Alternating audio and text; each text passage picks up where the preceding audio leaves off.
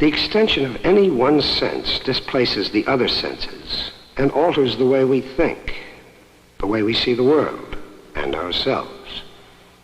When these changes are made, men change. Before the alphabet, our primary sensory organ was the ear. The great power of the phonetic alphabet, as discovered in antiquity, consisted in creating a means of translating all languages and all human activities into a common set of symbols, which were quite neutral and non-involving. Literate culture, as discovered by the Greeks and practiced by the Romans, created civilization in the sense that it created a high order of civilized culture from which people could detach themselves.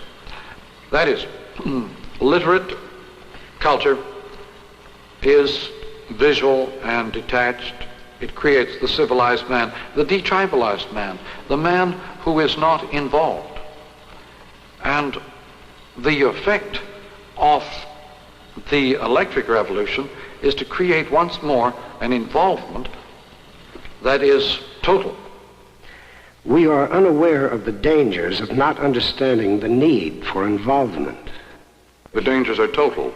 The chances of your understanding anything going on in your own time are very small, except through the means or media provided by artists. Artists are people who enjoy living in the present.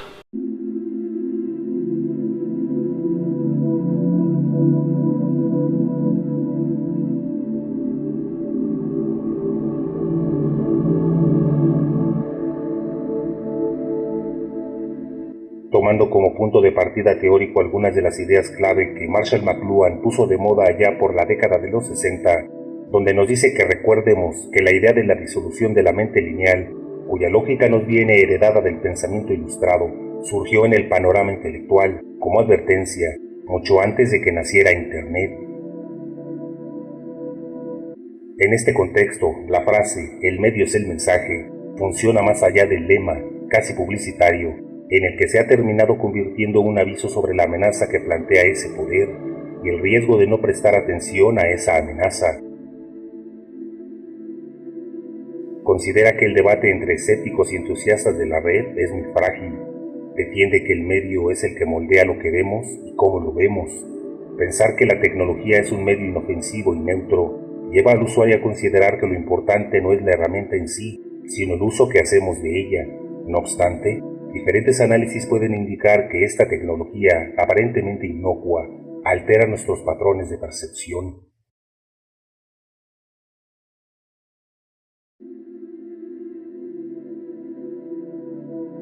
Para muchos filósofos, científicos y estudiosos, estamos perdiendo capacidad cerebral, entendimiento, humanidad. Vamos mejor en tecnología, pero vamos mucho peor en cuestiones evidentes, lógicas y esenciales. Por vez primera, somos peores que nuestros padres. Por vez primera, la generación anterior estaba mejor preparada cognitiva y cerebralmente.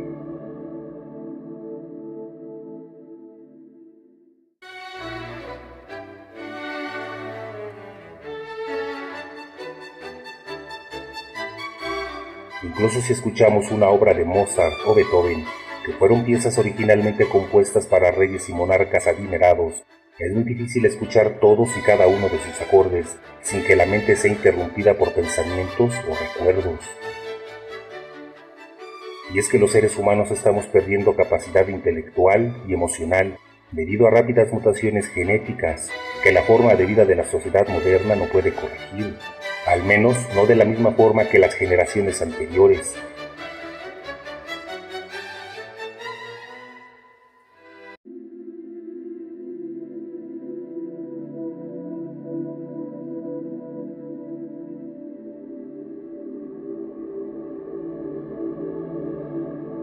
Si un ciudadano promedio de Atenas del año 1000 a.C. apareciese súbitamente entre nosotros, sería considerado como un brillante intelectual, una memoria increíble, una gran capacidad para generar ideas y una visión tremendamente lúcida de las cuestiones importantes que se le planteasen.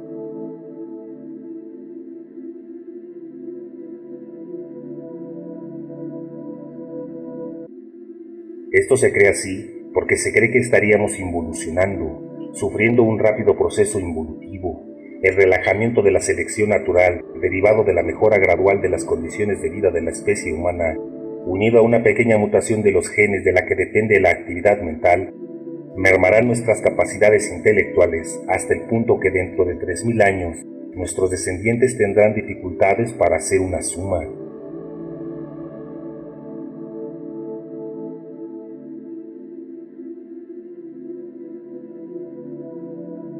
En el mundo de nuestros predecesores, la inteligencia era crítica para la supervivencia y había una presión tremenda para los genes requeridos para el desarrollo intelectual, lo que se tradujo en un aumento de la inteligencia humana.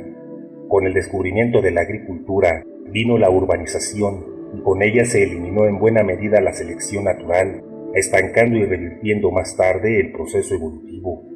El cerebro del Homo sapiens fue desarrollándose cada vez a mejor hasta que aparecieron las nuevas tecnologías y sobre todo dentro de ellas el ordenador, internet y las redes sociales.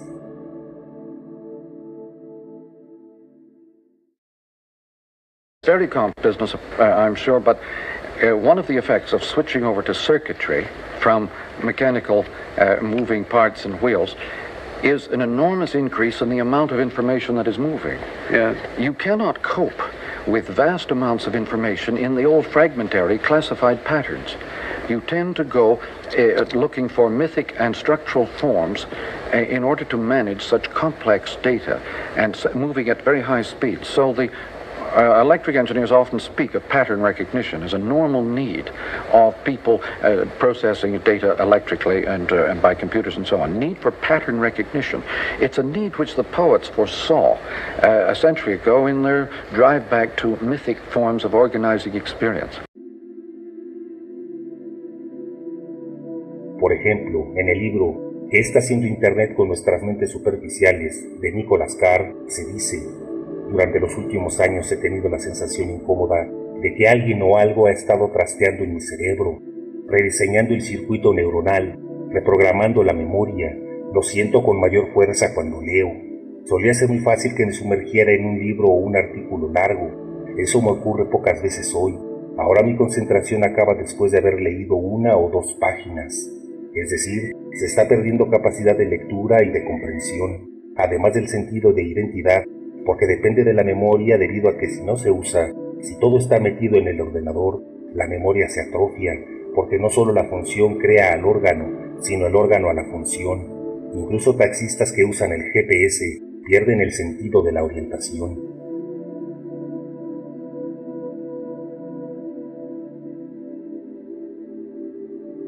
David Brooks, columnista de The New York Times, hace la siguiente observación: yo pensaba que la magia de la era de la información consistía en que nos había permitido saber más, pero luego me di cuenta que la magia de la era de la información es que nos permite saber menos. La web es la ciencia del olvido.